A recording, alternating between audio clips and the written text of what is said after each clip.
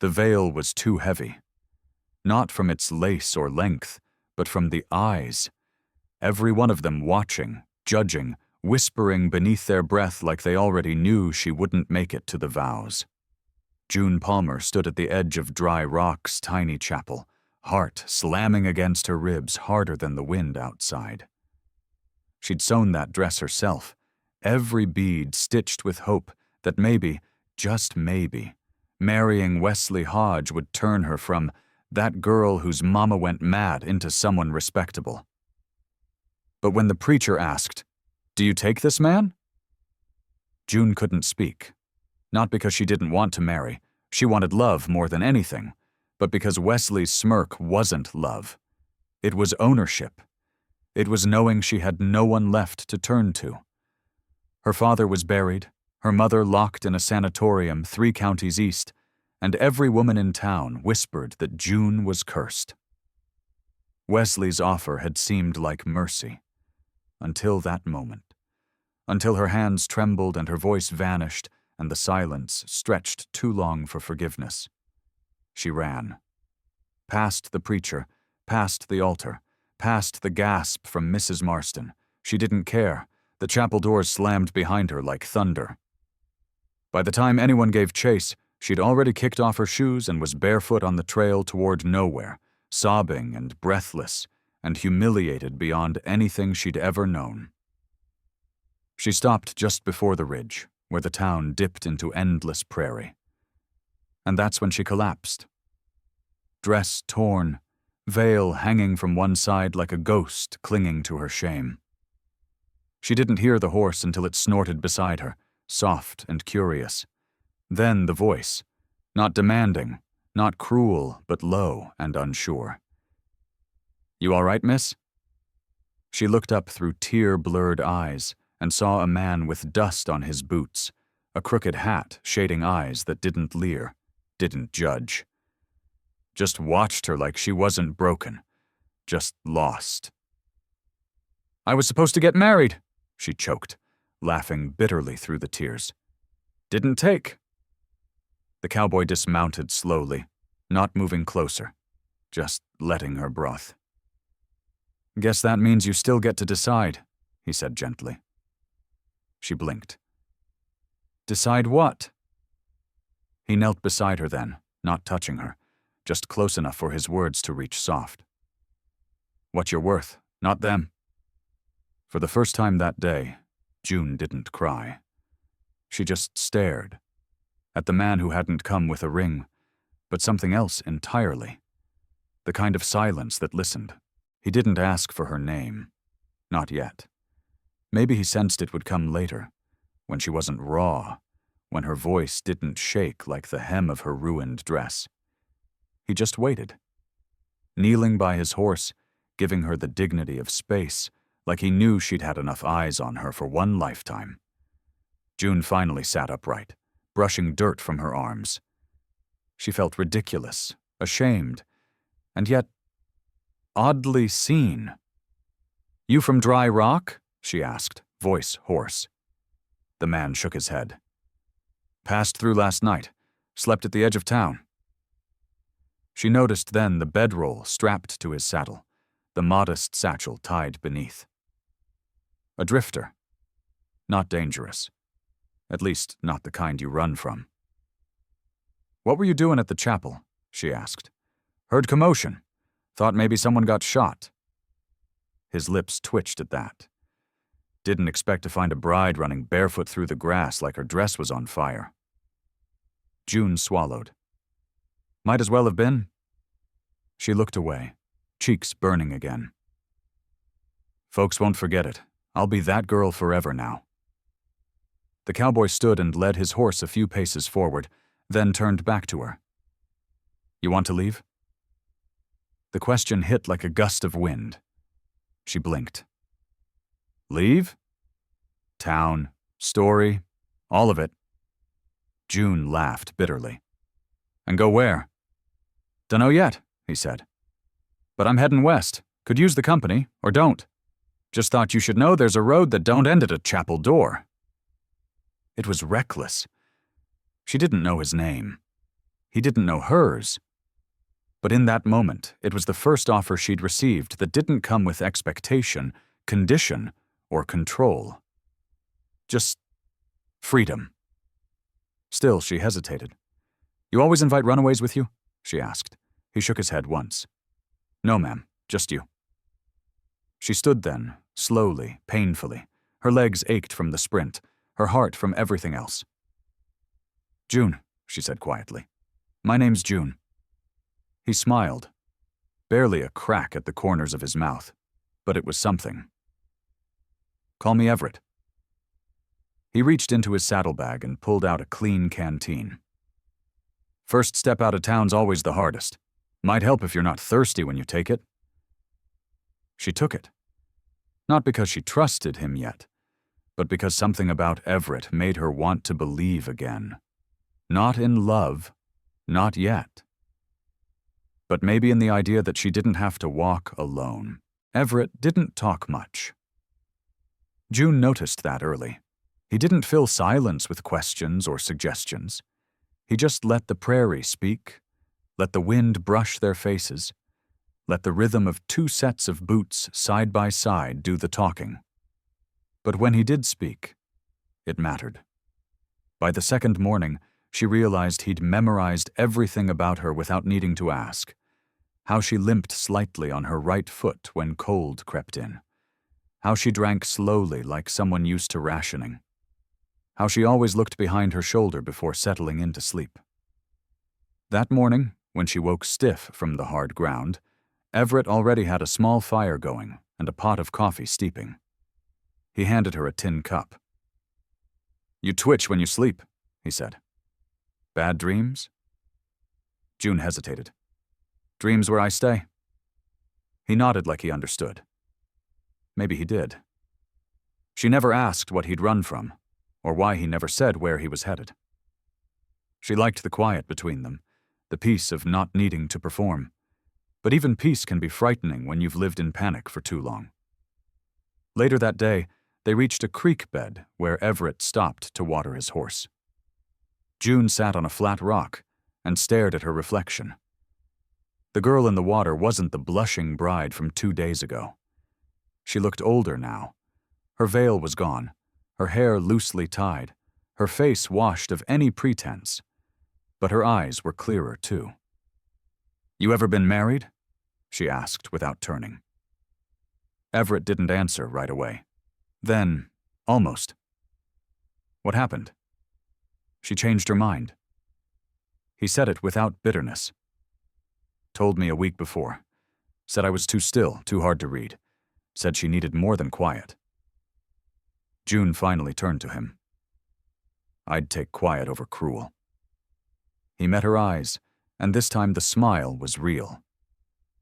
"Then maybe we were both left for the wrong reasons." That night, under stars too honest to ignore, they didn't share much. Just warmth near the fire and the understanding that sometimes escape wasn't about running. It was about arriving somewhere you weren't expected to. June pulled her shawl tighter and lay on the bedroll Everett had insisted she use. Before sleep took her, she heard his voice again, low and steady.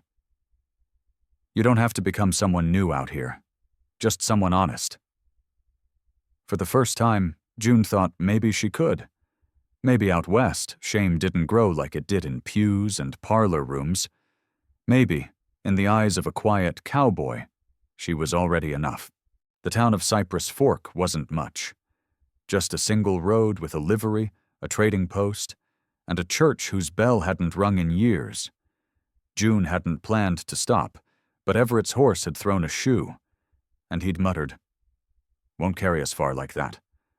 She stood outside the trading post while he went in, her fingers brushing the hem of her dress, now dusty and torn in places. A group of women passed by on their way to the churchyard, their eyes catching her bare ring finger, the faint makeup that still clung to the corners of her eyes. One of them whispered something. Another laughed. June's spine stiffened. She wasn't back east anymore, but shame followed like a scent. Then a voice. A male one, too close. You the runaway bride?" She turned. The man was lean, with a sharp grin and snake-colored eyes. "Heard someone left a preacher red-faced back in Shelby. Thought it was just a story." "It still is," she said, her voice low. He smirked and took a step closer. "Well, I'd marry you right now if it meant causing a little more scandal. Folks around here could use it." She didn't flinch, but before she could reply, Everett stepped between them. He didn't raise his voice, didn't even touch the man, just looked at him, long enough that the smirk dropped. "Move along," Everett said. The man laughed nervously, tipped an invisible hat, and slinked away. June exhaled.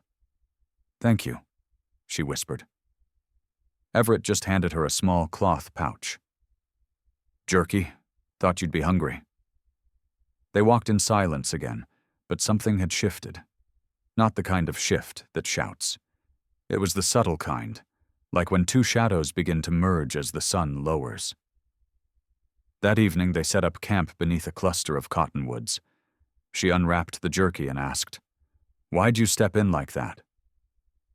Everett didn't look up from the fire. "Because no one else would have." "Even though I ran?" she pressed. "Especially because you ran."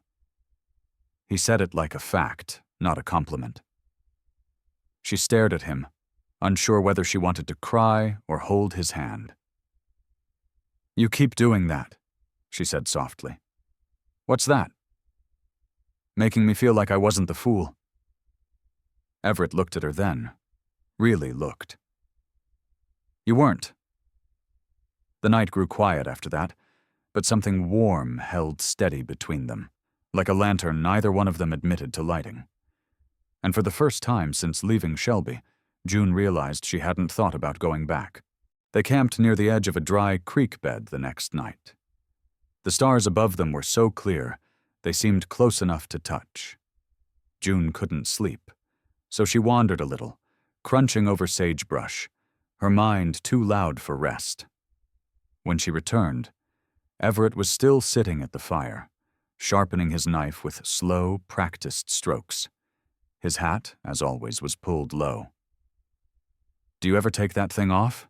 she asked, trying to make it sound like a tease. He glanced up but didn't smile. "Only once." Her breath caught at the answer. "When?" "When I buried my wife." The fire popped, and neither of them moved. June hadn't expected that, hadn't expected any past at all, much less one still buried under his silence. "I'm sorry," she whispered. "You don't have to be." He set the knife down, stared into the flames like he was watching a memory instead. "She died waiting for me. I was off trading for winter, got snowed in. When I got back, she was already cold." June sat down beside him, knees bent close, arms around her legs. "You don't talk about her much, do you?" "You're the first person who's asked." He reached up and touched the brim of his hat. "I swore I'd only take it off if I felt something that scared me more than loss." She turned to him slowly. "And have you?" He didn't answer. But he reached into his coat, pulled out a folded piece of paper, and handed it to her. It was worn soft at the corners. A sketch. Of her. Sitting on a bench in front of the depot in Shelby, tears in her lap and a veil trailing to the dust. "You drew this?" she asked, stunned. "That day, when you saw me?" "I was there for tools," he said. "Then I saw you. Didn't know your name, just that you looked like someone trying not to disappear." Her throat tightened. "Why didn't you say anything?" "Because I didn't think you'd want another man watching you fall apart." June touched the edge of the drawing like it might vanish. "You kept this all this time?" He looked at her then, firelight brushing the side of his face. "It was the first time I'd seen something break my heart without touching it." June didn't know if she should cry or lean in closer. She just whispered, "You should have taken your hat off." Everett's eyes didn't blink. "I still might." Morning came gently, with pale gold sunlight spreading over the dry brush, and the quiet weight of something unspoken between them. June woke to the smell of coffee and the sound of Everett murmuring to his horse. She sat up, wrapped in his spare coat, and for a long time just watched him. This man who barely spoke, who carried grief like a second spine. He turned, saw her awake, and gave a small nod. "I boiled water. You like tea?" She nodded, but neither moved, not until he sat beside her and handed her the tin cup. "What are you going to do?" he asked. "When you get to Rock Ridge?" It was the first time he'd acknowledged the destination they were both headed toward, though neither of them had spoken of it since the night she fled. "I don't know," she said quietly. "I was supposed to be married by now, be someone's wife, and instead I'm—" "You are someone," he interrupted, "even if no one ever gave you a name to grow into." June looked down at the tea in her hands. "I ran because I thought I'd be the wrong kind of wife, too loud, too unsure, too everything." "You're just enough of everything," he said simply. Then he added, "He wasn't worth your name anyway." That made her laugh, a small broken thing that fluttered out of her chest like a bird. "What about you?" she asked. "What are you going to do in Rock Ridge?" Everett stared toward the hills, where the sun was pulling color out of the sky. "I got a small cabin outside town. I go there when I need quiet. Most times I leave it empty." "Why?" He hesitated, then met her gaze. "Because it never felt like a place to start anything, just a place to remember what I lost." June's hand curled tighter around the cup. "And now?"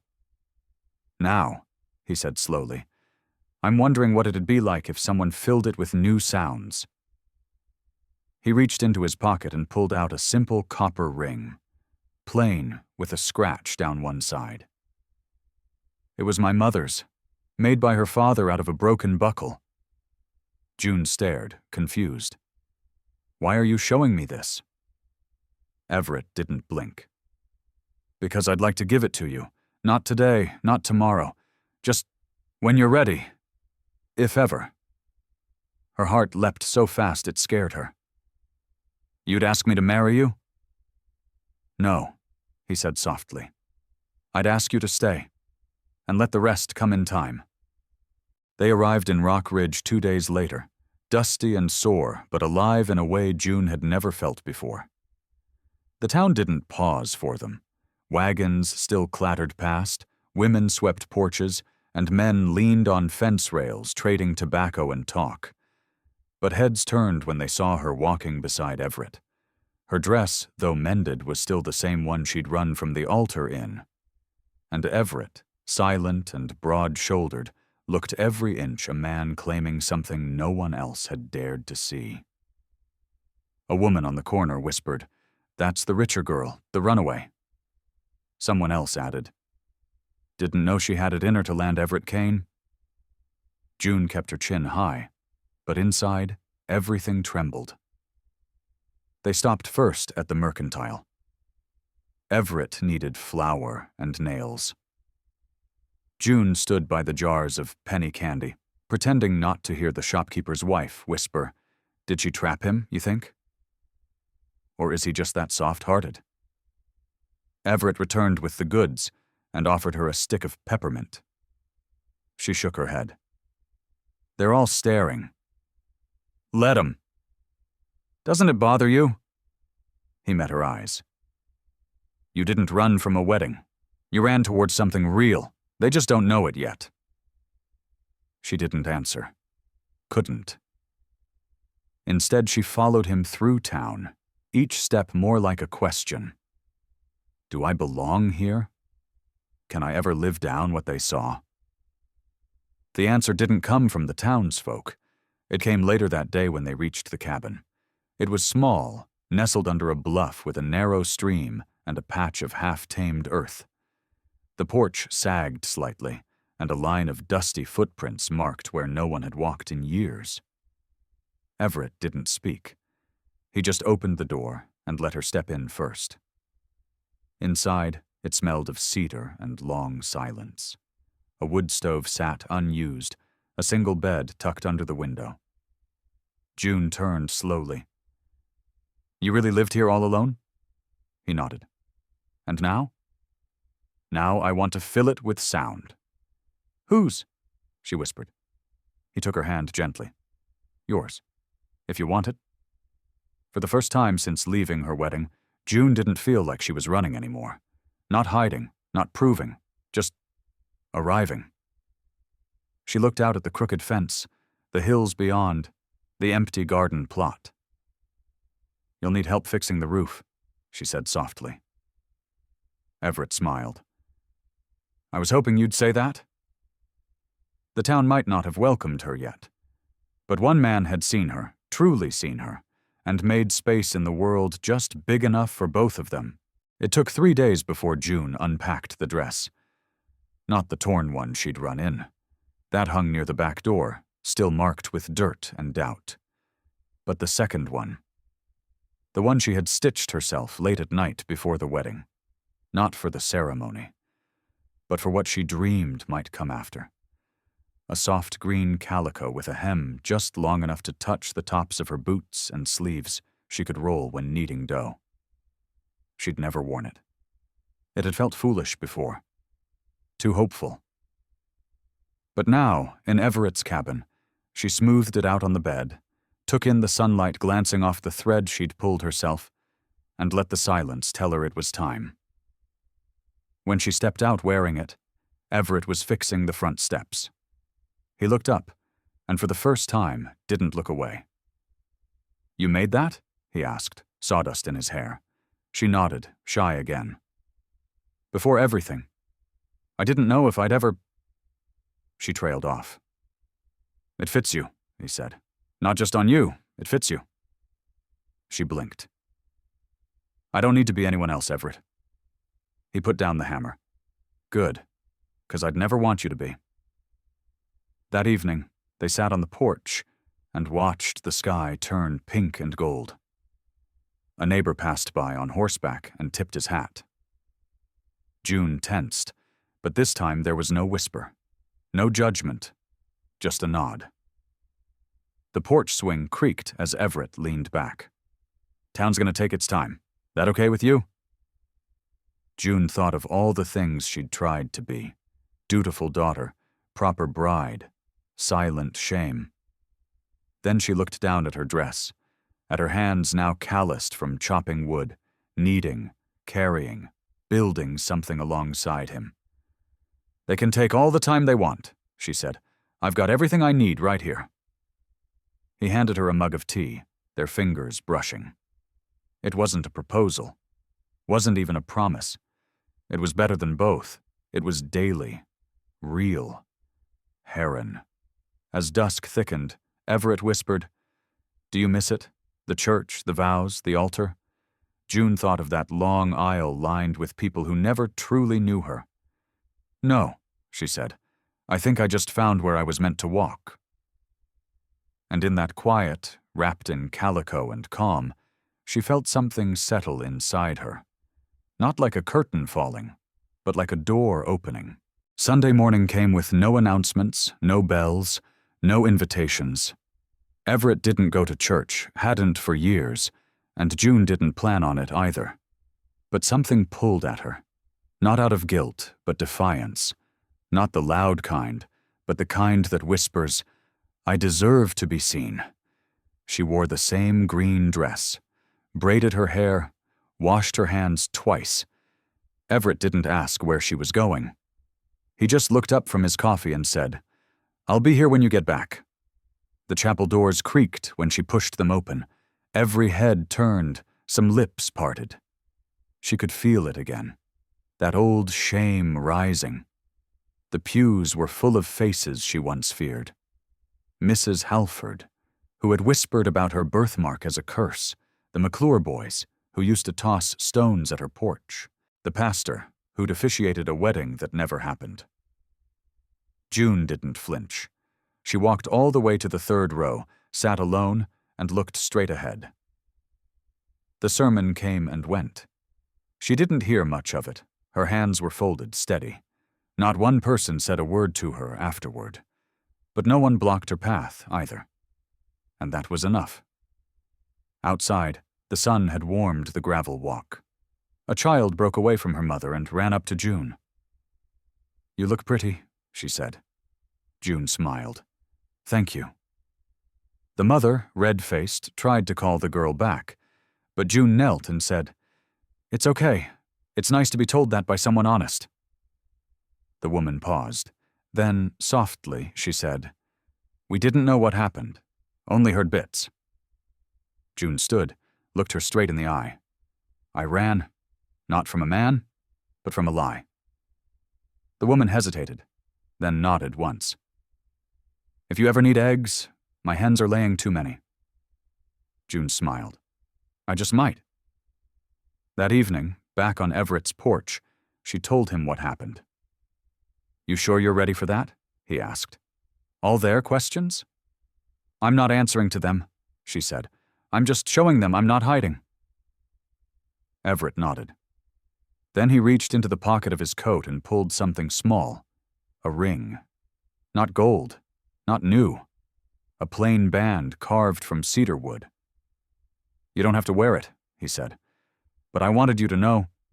This time, nobody gets to tell our story but us."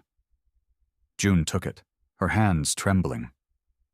"Then let's write it slow, one page at a time."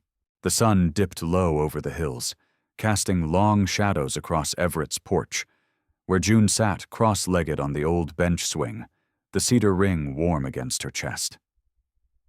She hadn't put it on. Not yet. Not because she doubted, but because something in her wanted to earn this chapter with silence, not ceremony.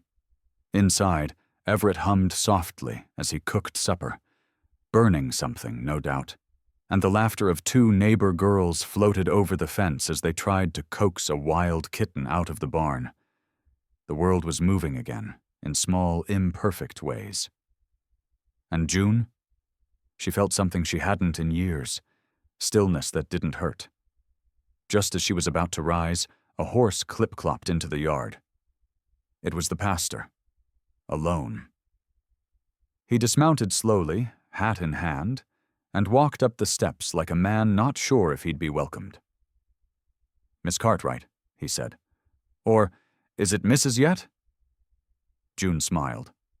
"Just June, and I reckon you already gave me one wedding I didn't get through. That's your limit." He chuckled, more nervously than amused. "I came to say I was wrong. About you, about a lot of things." "Took you long enough," Everett called from inside. The pastor looked toward the door, then back at June. "When you left that church, a few folks followed.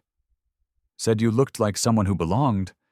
We don't get many second chances in this town. I thought maybe you could lead us to one." June didn't answer right away.